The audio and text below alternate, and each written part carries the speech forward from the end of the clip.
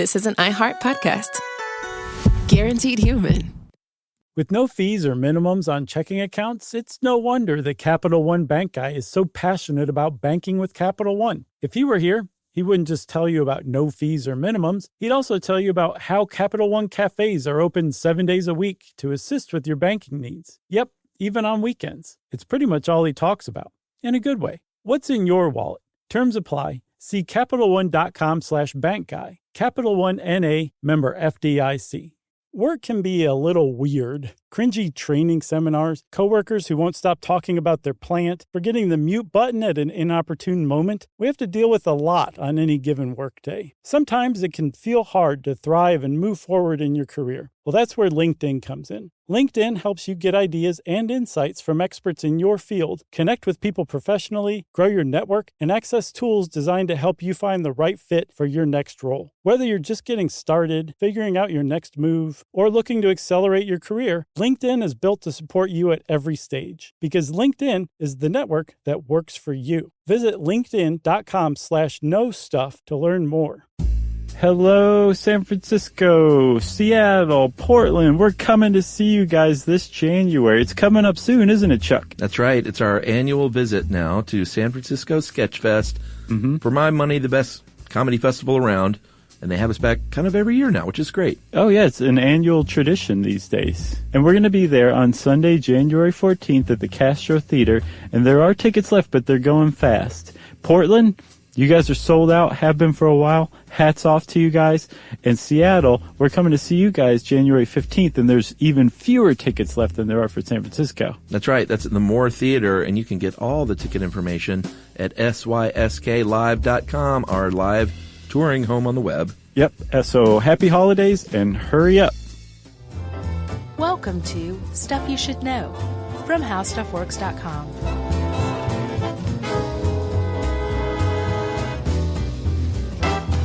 Hey, and welcome to the podcast. I'm Josh Clark, and there's Charles W. Chuck Bryant. And there, wait, I know you thought I was going to say Jerry, but you're wrong, because it's Noel today, guest producer Noel.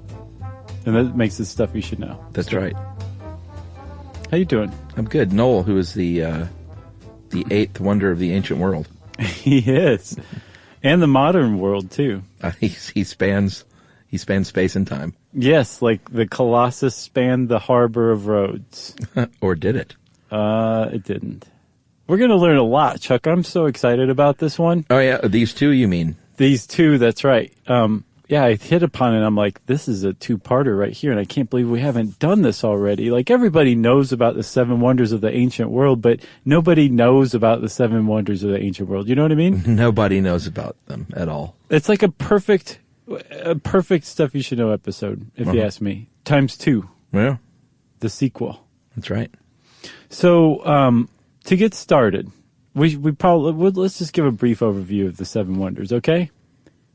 Let's do. You just want to name them? Yeah.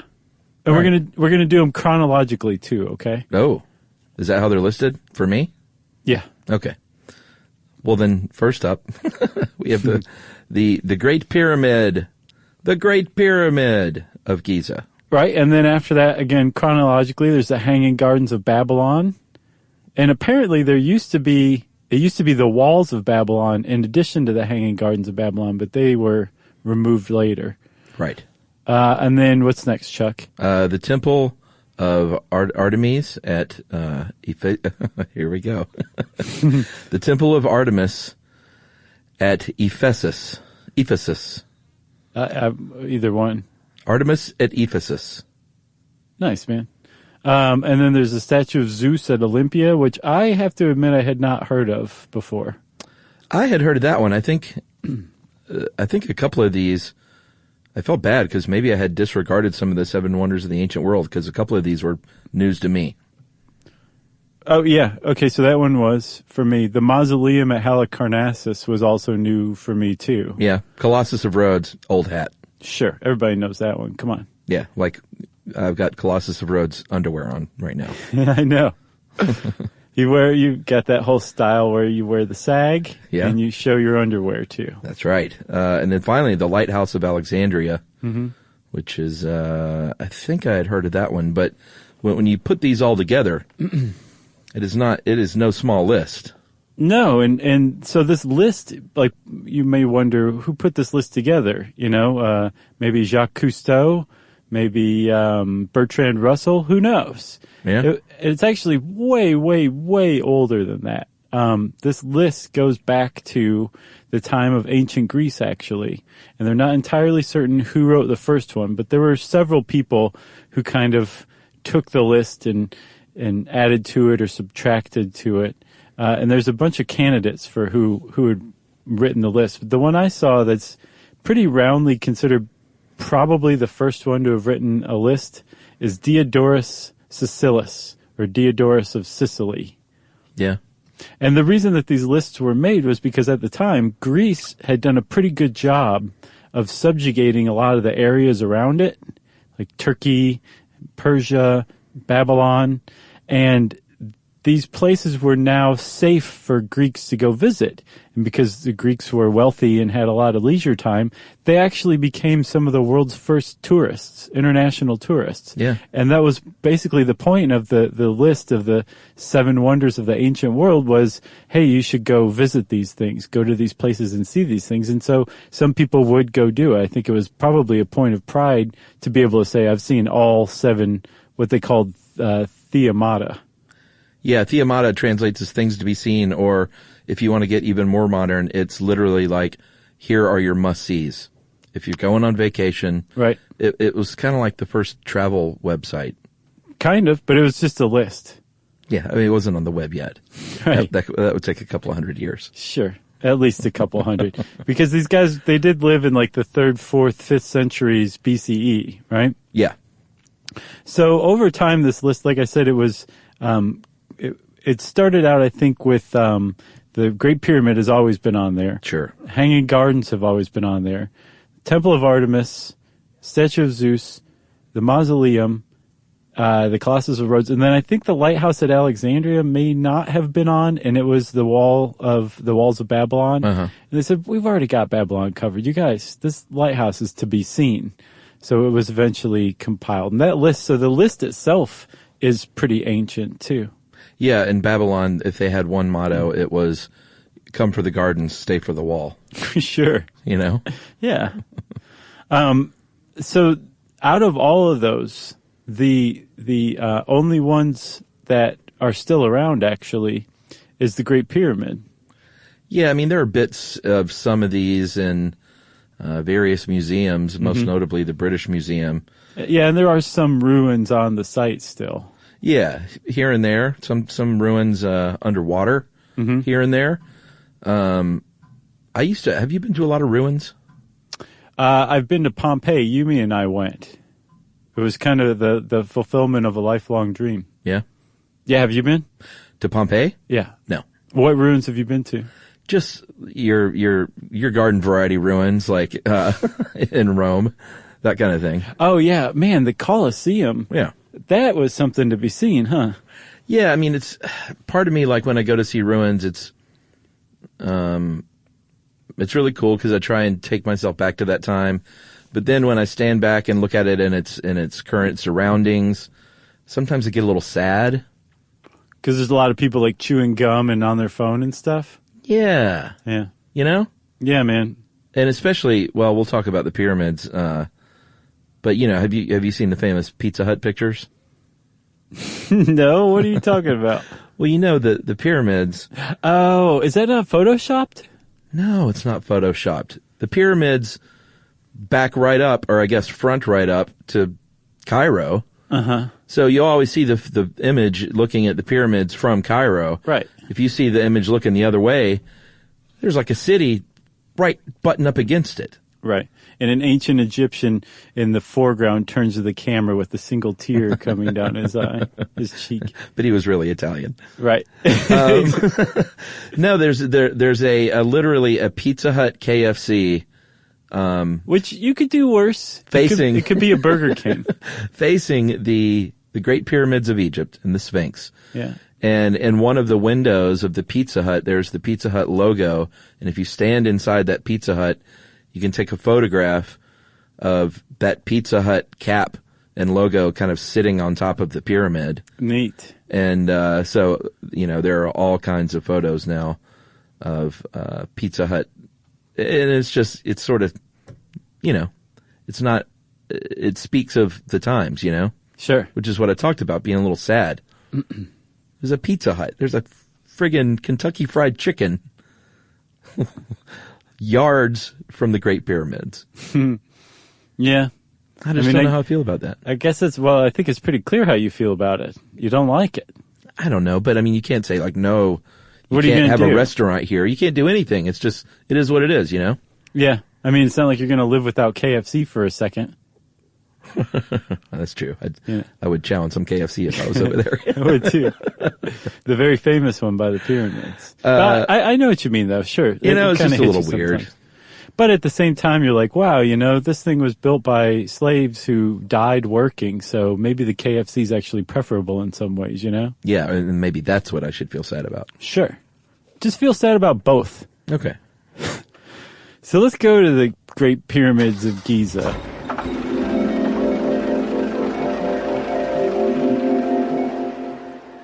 And there's actually, if you go, we're going to really wear out the Wayback Machine, huh? Yeah, this thing, we gassed it up. It's ready. And I got a new air freshener. You like it?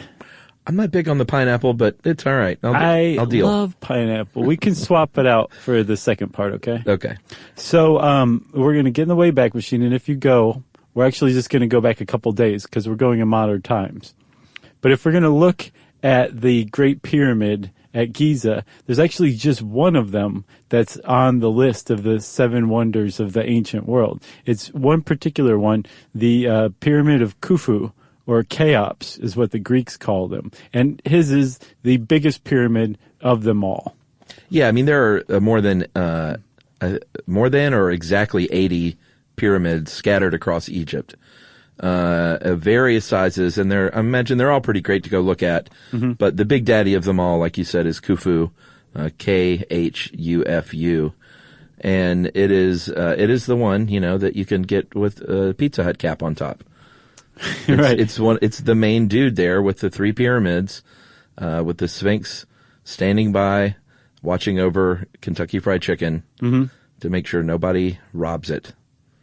Well, it actually would work really well for that Pizza Hut cap because it's the one of the 3. You always see the 3 together. Yeah. The other 2 are the Pyramid of Menkaure, and the other one is Pyramid of Khafre. And they're smaller, but if you'll notice, those 2 have points. Yeah. The biggest one, the Pyramid of Khufu, has a flat top. Like it just knew that Pizza Hut was coming in 4,000 years, right? But so we know so little about this pyramid that they're not entirely certain if this is true or not. But there's a pretty widespread theory that that pyramid was actually unfinished. Oh, really? Mm-hmm. They couldn't bring those final stones, huh?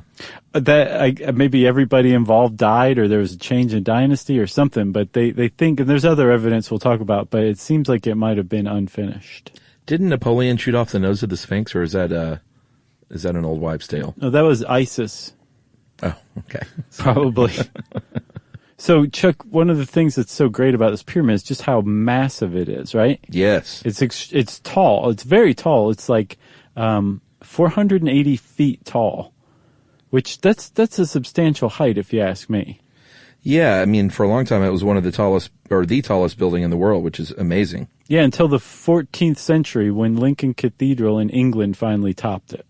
So for about 3,400 years, it stood as the tallest structure, human-made structure in the world. That's hard to believe. Yeah, it's pretty cool. And then each side at the base is about 755 feet long. So they're just massive, massive structures. Yeah, and you know how I was talking about the fact that it just butts right up against Cairo. Mm-hmm.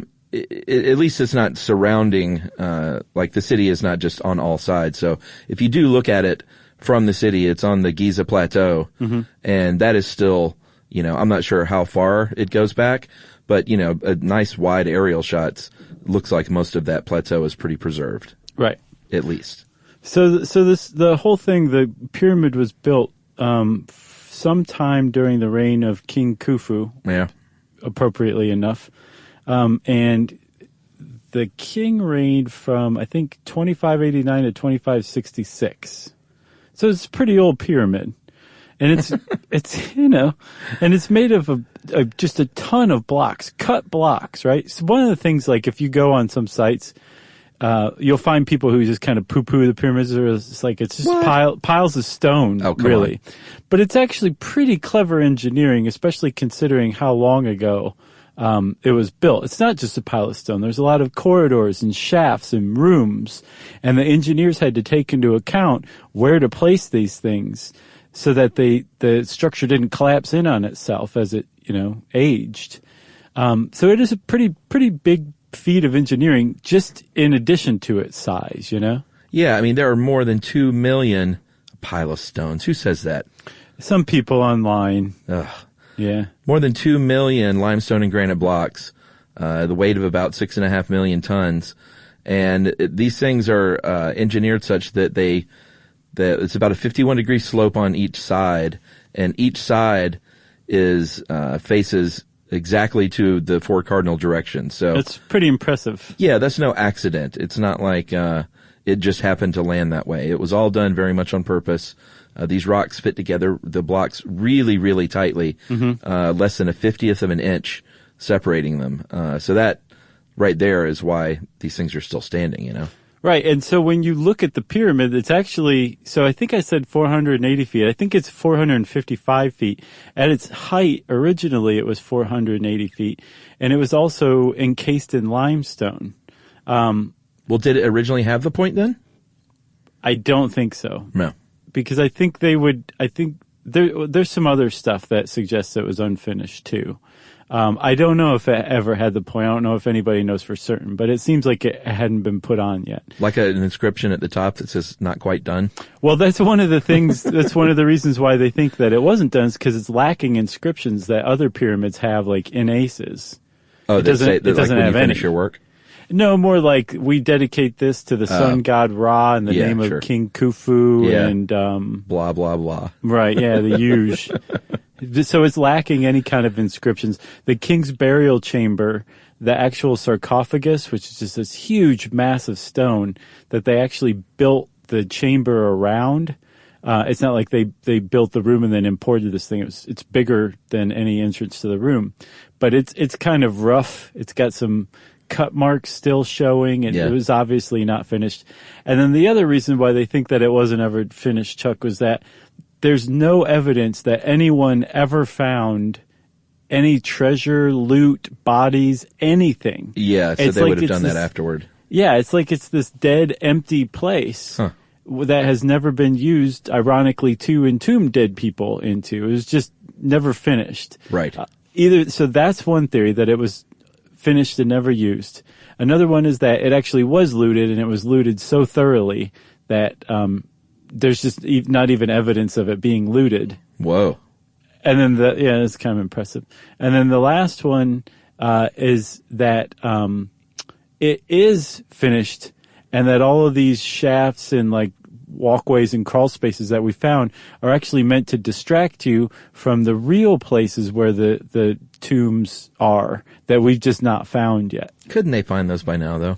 Not necessarily. They're still finding like secret rooms and passages that are hidden from view. They're just starting now apply the technology to seeing through stone, literally. Just get up the X-ray camera.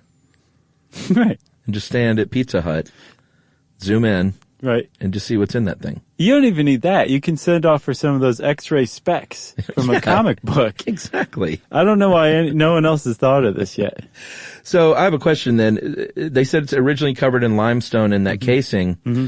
Does that mean that originally it was not in a step pattern and it was just smooth on the outside? Yes. Well, how in the world did they get up there? Would they just slide back down? Well, the answer to that is obvious. It was aliens that helped them. Oh, that's right. That's it. That's the answer. All right.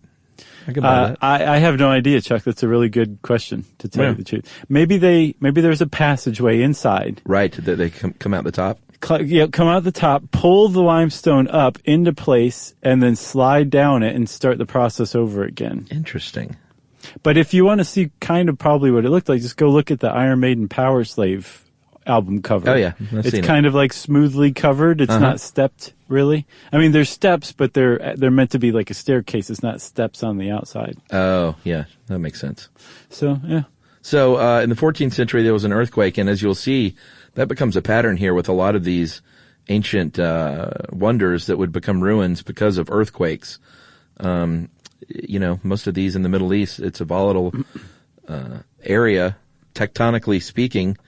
So, over the course of thousands of years, things are going to tumble over time, Yeah, and that's it is what happened in this case. It's basically earthquakes. Earthquake, earthquake, earthquake, over and over again. It's the great leveler of monuments, right? Yeah, but the Khufu pyramid stood. It withstood that earthquake because it's just more than a pile of rocks. It is so big and so grand and so heavy, I guess, and probably a little luck came involved as well. Yeah, but it was also really good engineering too, for sure. Yeah. But the earthquake did get it in that it did level Cairo when they went out to the pyramid and took the limestone off of it and used it to rebuild Cairo. Yeah. And that's another common refrain I've noticed is a lot of these would be toppled and then people would come in and say, hey, let's use this stuff for for the city. Yeah. Instead of just some monument to a ruler. Yep. And are you ever going to go see the pyramids? It was sort of on the old bucket list until I saw the Pizza Hut thing today. Oh, man. That's funny. And I read an article where someone was like, don't do it. Just don't go. Really? Yeah, but I mean, that's just one person's opinion. We also had people that said the Northern Lights aren't that impressive. Yeah. And one person. Yeah, we got shouted down for that. Oh, my God. It still happens from time to time. Uh-huh. Yeah. So if you do go, though, Chuck, the way that you go into the pyramid as far as you can, it's actually no one's figured out how to go in the way that it was intended. It's that entrance is lost to history as far as I know. The entrance that you use is actually a carved tunnel through the pyramid from the 9th century from this guy named Abdullah al-Maman, who oversaw a looting expedition. And he's one of the reasons why they think that it was unused, because even back in the 9th century, this guy couldn't find anything in the sealed pyramid. Interesting. Yeah, and you gain access to that through the bathroom of Pizza Hut? That's right. With your X-ray specs. Wow. You want to take a break? Yeah, let's do that. Let's do it now.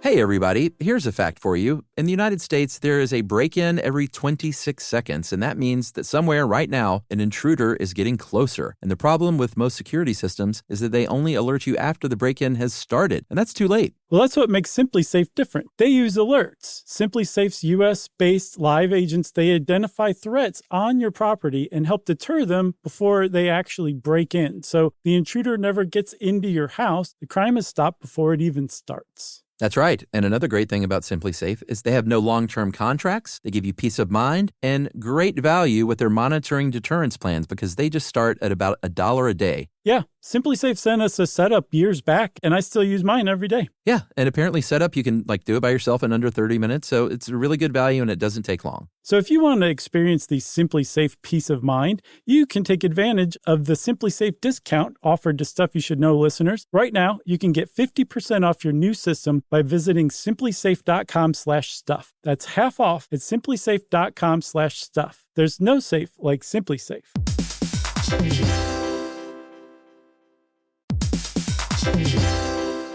You know, it's hard to believe that the first phone call ever happened over 150 years ago. Just think about that, Chuck. Yeah, it was a long time ago. And I'm Gen X, so I grew up talking on the phone with my friends in high school and stuff, and it was a really fond memory. And over all these years and all these phone calls, AT&T has been there, connecting people in meaningful ways. And this is more than a story of technological innovation. It's a story of human connection. That's right. Over that 150 years, there's been a lot of connection with people, whether it was me in high school or family connecting with one another long distance or those long distance relationships. And AT&T has been there for it all. Connecting changes everything. AT&T.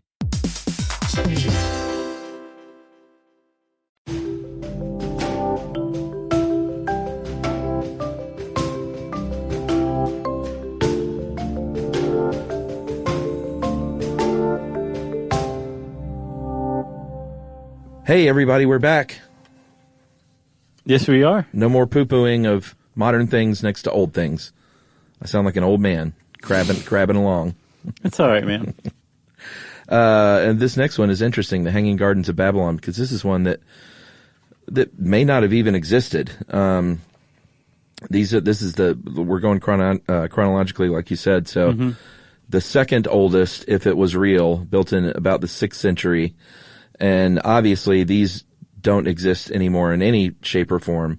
But the deal is that this was in like modern day Iraq, and they were gardens that it was really about the building. It's kind of like the first big botanical garden. Right. It wasn't just things hanging from the sky. It was plants and trees and everything planted in this grand big building that had water flowing through it. Yeah, in the desert. Yeah. So if it was in Babylon, it would have been about 90 miles or 90 kilometers, I can't remember which one, outside of Baghdad, modern-day Baghdad, right? Yeah. And if it was in Babylon, they think that maybe King Nebuchadnezzar built the gardens. This is according to legend, at least. Sure. He built the gardens for his wife, Amytis, who was from the north, where it's much more fertile and green. And apparently Amytis missed her homeland, so the king built her the Hanging Gardens. And again, this is in the desert. So and Babylon was a magnificent place in and of itself. Again, like their walls were once on this list of 7 wonders to go see, right? Yeah. But supposedly it was just this enormous building, tiered with huge walkways. Yeah. And they planted it with dirt and trees. And there is a quote that was said, it was thickly planted with trees of every kind that by their great size or charm could give pleasure to the beholder. That was Diodorus who said that. And he was writing like a while after they would have been built. But the idea that you could just walk down tree-lined avenues in this building in the desert is pretty neat. Yeah, I mean, I get the sense that in today's terms, it would be like a sort of a nice office park. Yeah, I guess so. Now we just take them for granted. But back then, it was a big deal. You didn't have these structures with all these plants in the middle of the desert like this. Right. It was along the Euphrates River, most likely. And we're talking about, I mean, any of the pictures that you've seen, it really looks like it was something else. About 75 feet tall, like you said, tiered, this brick structure with plants and waterfalls coming off of it, and 22-foot thick walls, 400 feet wide, and all manner of flora all over the place, and irrigated from that Euphrates River. Right. If again, it was in Babylon. But there's a couple reasons why that whole thing is, why it's questioned, right? So on the one hand, there's no evidence of it. No one said this is where it was. Right. And other people say, well, of course you can't say that. These were plants. These were gardens. There's not going to be any trace of it left. Maybe, we found the building and we don't even realize it. Right. The reason why they think it might not have actually existed in Babylon is because, first of all, King Nebuchadnezzar loved to boast about all of the stuff he did. Yeah. He left inscriptions in cuneiform basically everywhere. He's like, let out like a 30-second belch today, King Nebuchadnezzar. Yeah. He would have stuff like this inscribed, right? Yeah, I can't think of anyone today who I could liken that to, but yes. Right, exactly. Like he was one of a kind. No ruler ever has bore any resemblance to him. But he never mentioned the Gardens of Babylon in any cuneiform tablet that's ever been discovered. Yeah, he did not tout it in writing, which is very, very unusual. And then there's another guy, Herodotus. He was an historian from Greece, and he wrote basically a monograph on Babylon 100 years after Nebuchadnezzar. And he didn't mention the Hanging Gardens at all. No gardens, no legend of a garden, no talk of a garden, no garden I visited, nothing about gardens. Yeah. And the idea that he would have passed over one of the great wonders of the ancient world when he's writing about the town that contains it, it's pretty questionable. So, some people say, well, maybe it wasn't in Babylon, maybe it was in another place, in Assyria. Yeah, maybe the Assyrian queen built it. Maybe the ruler of Nineveh, whose name, and these names, I just love ticking through all these names as if Nebuchadnezzar wasn't good enough. Sennacherib, It's great. the ruler of Nineveh, may have built them. I had always thought these were real, but I tend to think that maybe Nebuchadnezzar didn't have anything to do with it, because it doesn't. You're right. I don't think it makes any sense that it was not mentioned in any of these accounts. Right. Because they just, and it wasn't just Nebuchadnezzar. All this stuff, like keeping records, it was all very new. It was like the hot thing to do, you know? Sure. Right. And so they wouldn't just say, oh, by the way, we failed to mention we built this, what will eventually be a wonder of the world, but we just didn't think it was important enough to write down. Yeah, and this is from Nebuchadnezzar, who used to leave like inscriptions in the blocks of buildings saying, "Built by Nebuchadnezzar, ruler of Babylon, from sea to sea." Even if he didn't build it. He would have right, exactly. He would have mentioned it, right? So if it was in Nineveh, it would have been close to present day Mosul in northern Iraq, right? Right. And if it was in Nineveh, then we've actually already found the Gardens of Babylon, because they discovered a structure that was clearly in something similar to what the Gardens of Babylon have described. It was a structure that had irrigation brought to it, that used water screws to pump water. Yeah. Remember from our Archimedes death ray episode? To pump it upward to this thing. So we found a garden, basically a botanical garden structure in Nineveh. So if it is there, we now know where the hanging gardens were. Yeah, and that is the idea, is that they took this water up them from the Euphrates into these big holding tanks, these big cisterns essentially on top. And then it would use a very clever system of gravity to then feed down and irrigate all the different areas as it flowed downward. Right. Really something to see. I can't imagine what it must have been like. Like, I Especially literally there, can't. You know? Mm-hmm. I'm kind of disappointed now, I have to admit. Why? No, because it doesn't sound like it was there, or maybe even real. Yeah, but it could have been in Nineveh. I think it was real. I think it was in Nineveh. You think? And yeah, because if you look at some, I think it was Diodorus's writing from Sicily, the guy from Sicily. Yeah. He says that there were hanging gardens, but they were built by a Syrian king. So I'm pretty sure that's it. All right. So they were real, Chuck, and we know where they are. Okay. And then you want to do one more for this episode? Yeah, let's take a break and we'll come back and finish up with the Temple of Artemis at Ephesus.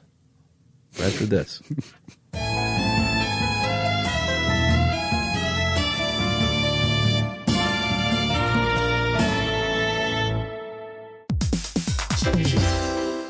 Hey, everybody, here's a fact for you. In the United States, there is a break-in every 26 seconds, and that means that somewhere right now, an intruder is getting closer. And the problem with most security systems is that they only alert you after the break-in has started, and that's too late. Well, that's what makes SimpliSafe different. They use alerts. SimpliSafe's U.S.-based live agents, they identify threats on your property and help deter them before they actually break in. So the intruder never gets into your house. The crime is stopped before it even starts. That's right. And another great thing about SimpliSafe is they have no long-term contracts. They give you peace of mind and great value with their monitoring deterrence plans, because they just start at about $1 a day. Yeah, SimpliSafe sent us a setup years back, and I still use mine every day. Yeah, and apparently setup, you can do it by yourself in under 30 minutes, so it's a really good value and it doesn't take long. So if you want to experience the SimpliSafe peace of mind, you can take advantage of the SimpliSafe discount offered to Stuff You Should Know listeners. Right now, you can get 50% off your new system by visiting simplisafe.com/stuff. That's half off at simplisafe.com/stuff. There's no safe like SimpliSafe.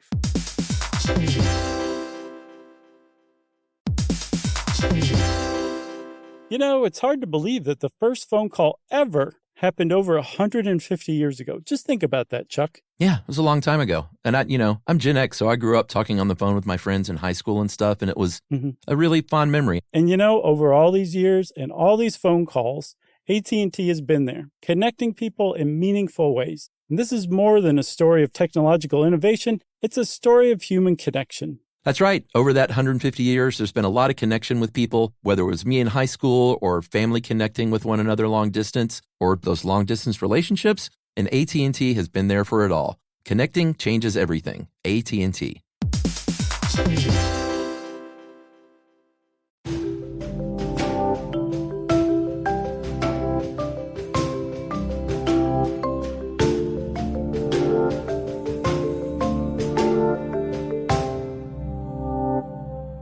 Okay, Chuck, and we're back. Yes. This might be my fave. Do you have a favorite one yet? My favorite one will be in the next episode. Oh, okay, cool. How's that for a tease? That's a great tease. This one's pretty good, though, because this took, by all accounts, over 120 years to build and just one night to go bye-bye. Yeah. Which is how it goes sometimes. Yep. Especially when there's someone with pyromania involved. Yeah, exactly. So, Ephesus, that's what I'm going with. All right. How about you? Artemis at Ephesus. Yeah, that sounds better. I think that might be it. So Ephesus is, it's actually a pretty well-known city of the ancient world. And I think it's still around in some way, shape, or form. But it used to be a fabulously wealthy port city in, what's today Turkey, but it was under the control basically of Greece. Yeah. And from what I understand, it was allowed to remain an independent city-state, but it was still like, that was at the pleasure of Greece and then later Rome. But they managed to be an important place of finance and law, too. I think that's where a lot of the courts was in Ephesus. But it was also well known for all of its magic cults, right? Yes. That's where the magician's mansion was located back in the ancient world. Yeah, so when they call it the city of magic, they mean that literally. Right, not Magic City. But it had like 250,000 residents at its peak, or at the time when the Temple of Artemis was in full swing. And it was originally built, this massive, huge temple, back in 550 BCE by a guy named King Croesus. And they think right. that might be old King Cole. Did you know that? Oh, really? Mm-hmm. Huh. That's what I've always heard. So King Croesus of Lydia, and this one, if you look it up under the images, it looks like your kind of classic Greek temple. It's rectangular. It measures about 350 by 180 feet. And the thing about this one that is really jumped out at me were the columns. And there are more than 100 columns, and they're marble, and it's not just like everything had columns. Mm-hmm. So that's all fine and well. These it's like are enough with the columns. These are the Ionic architectural style columns. Mm-hmm. But these were, like, if you look at it, they're like the two rows of columns on the front, to me, like the fact that they doubled them up and offset them is just really kind of striking looking. It is. It's gorgeous. And if you just the size of this thing too, 350 feet in length, right? Yeah. Or in depth. That's like more than one football field, Yeah. American football field, this is a pretty good sized temple. Yeah. It's not as massive as you might think initially, but it's still pretty big. Well, I mean, you have to think all of this in ancient standards. Sure. Like today, you look at a building the size of a football field, and it's not that big of a deal, but it's still large. But by those standards back then, it was enormous. Right. Which I'm happy with saying it's massive. Still. Yeah, put on your ancient hats, folks. Plus also, just the ornate detail that was carved into the structure in every single spot. It was pretty neat. And then if you looked at the pediment of the temple, the base, there was a door and two windows. I believe the windows were on either side of the door. That was not for you, peon. That was for Artemis to enter and leave her temple at her whim. That's right. So Artemis herself, this is one of the reasons why this is my favorite. Artemis herself was the Greek precursor to the Roman Diana. Okay? Yes. She was the goddess of fertility, of the hunt, and I believe the moon too, right? All right. And she was Apollo's twin sister. She was the daughter of Zeus and Leto. So she was a pretty important deity. But she was kind of cobbled together at the Temple of Artemis with an already much, much, much older deity for the area. And her name was Sybil.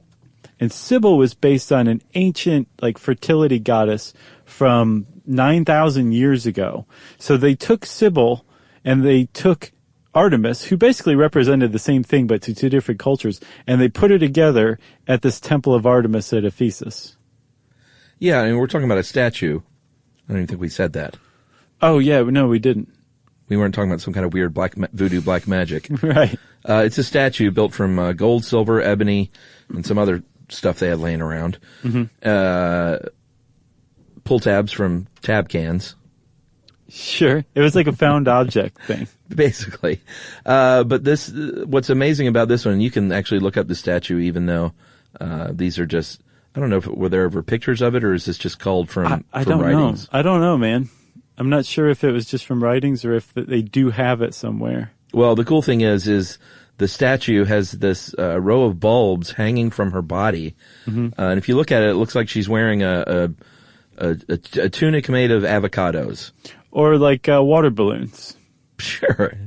But what they are is up for debate. Some people say, well, they're obviously breasts. She's a fertility goddess. Yeah, that would make a little bit of sense. It does. It would make even more sense if it weren't for the fact that Sybil's cult was known to castrate bulls as sacrifice. So they think they were probably bull testicles. Right. And the Sybil cult high priests would castrate themselves so they could be more like Sybil. Yeah. I.e. without testicles. Yeah. Remember our castration episode? Oh, do I? Boy. We've talked about a lot of stuff, Chuck. We have. So you've got this amazing, wonderful, super cool statue in an already amazing temple. Yeah. And it's not just me who thought that it was the most amazing one of all. There was another guy who wrote, his name was Antipater of Sidon. He says, he's writing back in, I guess BCE still. Yeah. Because he was an ancient Greek. But he said, I've seen the walls of unbreachable Babylon. Remember, that was originally one of the seven wonders. Yeah. Along which chariots may race, and the statue of Zeus by the river Alphaeus, the hanging gardens, and the colossus of the sun, the great man-made mountains of the lofty pyramids, and the gigantic tomb of Mausolus. But when I saw the sacred house of Artemis reaching the clouds, the others paled. Yeah. And that was Antipater of Sidon, right? So he's saying, like, I've seen all the wonders, and to me, the temple of Artemis at Ephesus is the best. And he said, you got to see it. She has bull testicles hanging around her neck. You've never seen anything like it. So this thing was it was a legit tourist destination. People would travel long distances to come to this place to see the statue and the temple. Mm-hmm. And it was, it's hard to believe, but even back then, it boosted the local economy and was literally supported by like gift shops selling little statuette recreations of this thing. Yeah, and this was already a wealthy area, so the tourism was so big that was still significant. The replicas, the sale of the replicas still made that much of a splash on the local economy. That's how many were sold. Like you go to New York City and you go to right. a gift shop at the Statue of Liberty, and you buy the little replica. That exact thing was going on thousands of years ago. Yeah. That's nothing new. I want one of those. That would be great. If you're looking for something for me for Christmas, an original replica from the BCE. Okay. of the Temple of Artemis, I would love that. All right. So you just want a gift that's priceless. Basically. Okay. So this story gets a little more interesting here. You mentioned a pyromaniac earlier. In July 356 BC, there was a man named, and we almost didn't know his name, Herostratus, who was a pyromaniac who burned this temple down by all accounts, for the sole reason of living in infamy. Yeah. And there was a decree that his name shall never be recorded at all, so he wouldn't even earn that, but someone did. Well, it was punishable upon death to even say his name afterward. Yeah. But yeah, a guy named, who was it? Theopompus was the one who wrote it down, who recorded the act. And so, what's his name? Herostratus. Yeah. Was was recorded in infamy, just like he wanted. That's right. He was an ancient jerk, I think, is what you'd call it. And the temple, the story gets even better because the temple burned the same day that Alexander the Great was born, which was amazing. And the temple, they would later rebuild the temple, and Alexander said, "Yeah, you know what? Why don't I pay for this thing? All you got to do is I don't know, just throw my name on it somewhere." Right. And they said, that's nice, but we'll just build it on our own. Right. But then they back slowly out of the room like, okay, that's okay, right? You're not going to kill us, are you? Yeah, and I couldn't find a bunch of places that said that he wanted his name on the temple, except for our article. So I'm not sure that's true. Did you see that in other places? I did not. Yeah, that's so the story goes. I'm not sure about that, though. That's according to how stuff works. Yeah. So they rebuilt it. They eventually did rebuild it. And I think it was somewhat shortly after. I'm not sure actually how long it was after it was burned. Yeah, no one knows. They said they don't know the date. Okay, but it was rebuilt, and I think it was rebuilt even bigger than before. Sure. But then in 262 CE, the Goths raided Ephesus, led by Robert Smith and Peter Murphy, and they burned that thing to the ground. That's right. They actually broke the thing up and used the marble to build the city after what, Chuck? An earthquake. Yep. A bunch of earthquake. That's right. It's the Great Leveler. I know. And then I saw another thing that said, and this wasn't in our article either, but it said that it was rebuilt again even after that. And then a Christian mob came along and destroyed it. Oh, is that right? That's what I saw. I've not seen that one. I did see that Ephesus was an important city in the Bible because I think Paul came and was proselytizing there and started a riot because everybody's like, oh man, your God sounds so great that it's going to undermine our Artemis and our local economy is going to fall to pieces. Boy, ancient religion was so interesting. It really was. You know? Yeah. All right. You got anything else on that one? No, I don't, man. I think we've reached the end of part 1. Hooray! And if while you're waiting for episode 2 to come out, you can get in touch with us. You can join me on Twitter at Josh Clark. There's also the SYSK podcast Twitter handle. You can join Chuck at facebook.com/Charles W. Chuck Bryant or facebook.com/Stuff You Should Know. I've got my own website. It's called AreYouSeriousClark.com. We also accept emails by the oodles at stuffpodcast@howstuffworks.com. And as always, join us at our home on the web, stuffyoushouldknow.com. For more on this and thousands of other topics, visit howstuffworks.com.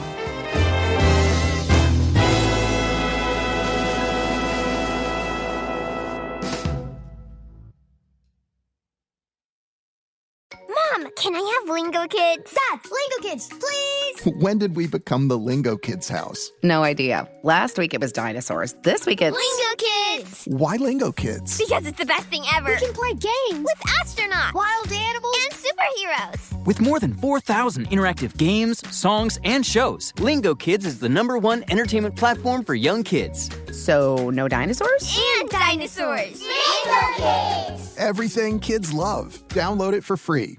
You know, you could be adored by everyone and still completely ignored by your cat. Trust me, I know. But if you feed your cat Sheba, you can go from being ignored to truly adored in 12 days guaranteed or your money back. Sheba has a full menu of products, appetizers, entrees, treats, even a kitten's menu. It's so cute, so Sheba has a product for even the pickiest eater. Like Sheba Puree, it's made with bone broth, they're chef-inspired flavors, it's got a smooth and creamy texture that cats love, and contains no corn, wheat, soy, or artificial flavors. It's food that your cat's gonna love. To learn more, check out Sheba.com. That's SHEBA.com. This is an iHeart podcast.